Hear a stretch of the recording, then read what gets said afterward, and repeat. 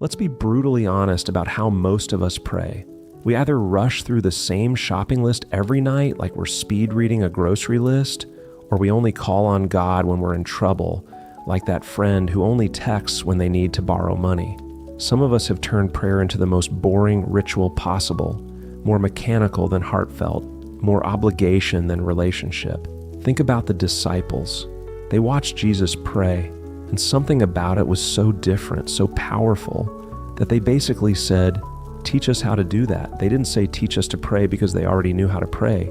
They were Jewish. They'd been praying their whole lives. They said, teach us to pray like you pray. Because Jesus was having actual conversations with his Father while they were just reciting words. Here's the thing that'll blow your mind. Jesus would disappear for hours to pray. Hours. What was he talking about for that long? Was he just repeating the same requests over and over? Not really. He was having deep, real conversations with God. He was listening, responding, sharing his heart, and receiving direction. And that same kind of relationship is available to every single one of us, but we have to learn how to shift from talking to God to talking with God. Real prayer isn't about perfect words or the right posture or even the right time of day. It comes down to 3 simple ingredients, and if any one of them is missing, your prayers will feel like shouting into an empty room. Think of them as PHT, presence, heart, and trust. First is presence. You know that feeling when someone walks into a room behind you, and even though you don't see them, you just know someone's there? That's exactly what we need to cultivate with God. Before you say a single word, just acknowledge that you're not alone. God isn't somewhere far away, waiting for your prayer to travel through space to reach him. He's right there with you, closer than your next breath. Most of us skip this step completely. We dive straight into our requests without ever pausing to recognize who we're talking to. It's like walking into someone's house and immediately asking for food without even saying hello. When you start your prayer time, take a moment to simply be aware that the God of the universe is present with you in that moment. Let that reality sink in. But presence alone isn't enough. You also need heart, and this is where most religious people get tripped up. We think we need to use fancy church words or sound super spiritual when we pray. God doesn't care about your vocabulary. He cares about your honesty. He can see right through fake prayers and religious performances. What he's listening for is your actual heart, not your perfect words. The most powerful prayer you can pray is simply telling God exactly how you feel. Angry, tell him. Confused, say so. Grateful, let him know. Scared, share it. God already knows what's in your heart anyway, so there's no point trying to hide it. When you pray from your heart instead of your head, that's when real conversation begins. And here's where it gets really interesting. If you want to have a conversation with God, you also need to learn how to listen to his heart speaking to yours. God's voice isn't usually a booming sound from heaven. It's more like a gentle whisper in your spirit, a sudden peace in your anxiety, or wisdom that seems wiser than your own thoughts. But you'll never hear it if you're too busy talking. The third ingredient is trust. And this one separates real prayer from just wishful thinking. Imagine an old school deep sea diver, completely dependent on the person above water, pumping air down through a tube. The diver's life literally depends on trusting someone they can't even see. That's the kind of radical trust that transforms prayer from a religious exercise into a life-changing relationship. But here's the beautiful difference. We're not trusting some random person.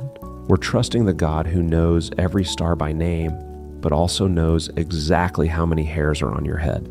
The same God who spoke the universe into existence is the one who promises that not even a sparrow falls to the ground without him knowing about it. When you really grasp who you're trusting, it changes everything about how you pray.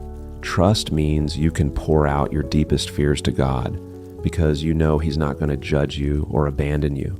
Trust means you can ask him for guidance and actually wait for an answer instead of just making your own plans. Trust means you can pray for things that seem impossible because you serve a God who specializes in the impossible. See, without trust, prayer becomes just positive thinking or wishful hoping. With trust, prayer becomes the most powerful force in your life because you're connecting with the source of all power and love in the universe. So before you dive into conversation with God, you need to prepare your heart the same way you'd clean your house before important guests arrive. Find a quiet spot where you won't be interrupted.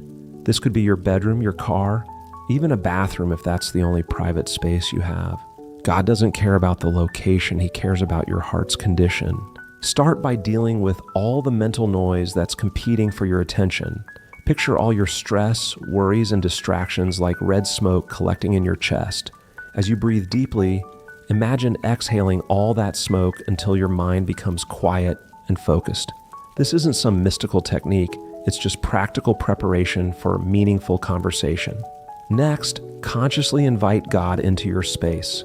You don't need special words for this. Just say something like, "God, I know you're here with me right now, and I want to talk with you." Then pause and acknowledge His presence. This isn't about feeling something specific. It's about recognizing the reality that God is always with you, and you're choosing to be aware of that truth. Think of it like this: God is always broadcasting on His frequency, but most of the time, we're tuned into all the other stations. Prayer is simply tuning in to God's frequency and giving Him your full attention.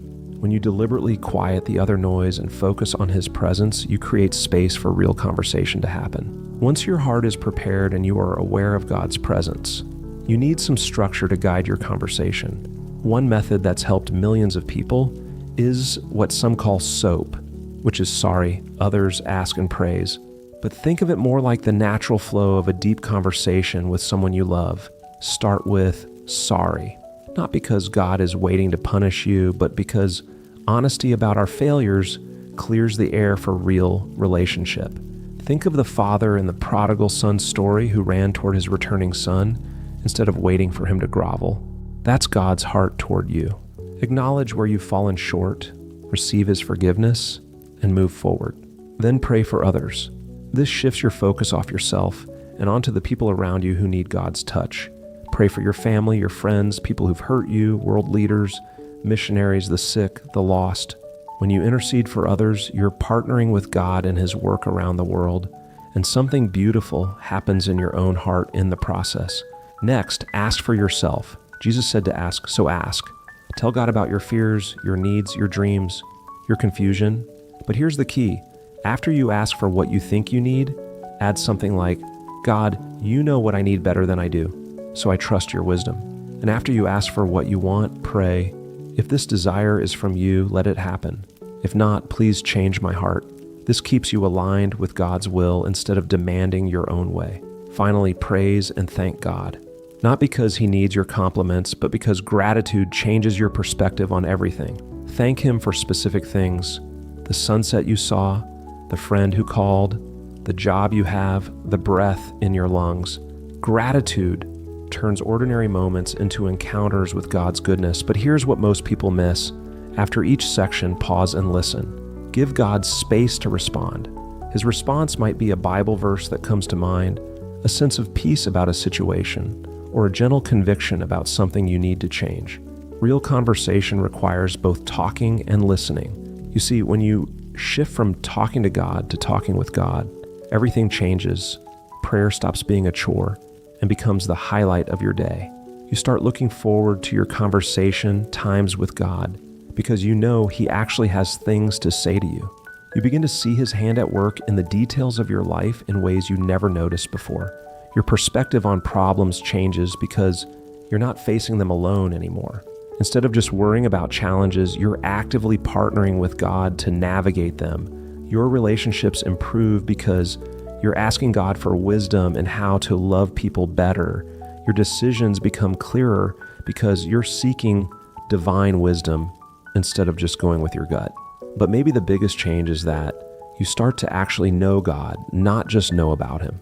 You discover that He has a sense of humor, that He cares about things you never thought He'd care about, that He's more patient and loving than you ever imagined. You realize that He's not just interested in your big spiritual moments. He wants to be part of your ordinary Tuesday afternoon, just as much as your Sunday morning worship. This kind of relationship with God doesn't happen overnight. It's built one conversation at a time, one honest prayer at a time, one moment of listening at a time. But every step toward real conversation with God is a step toward the life you were created to live. A life in constant connection with your Creator, your Father, your friend. So here's your challenge tonight. Try something different. Find a quiet spot. Acknowledge God's presence. And instead of running through your usual prayer list, simply say, God, what do you want to talk about? Then wait and just listen. Pay attention to what comes to your heart and mind. It might not be dramatic, but if you're patient and open, you'll begin to hear the gentle whisper of the God who loves you more than you could ever imagine and who's been waiting for this conversation your entire life. Remember, God doesn't just want to hear from you. He wants to talk with you, and He's ready whenever you are.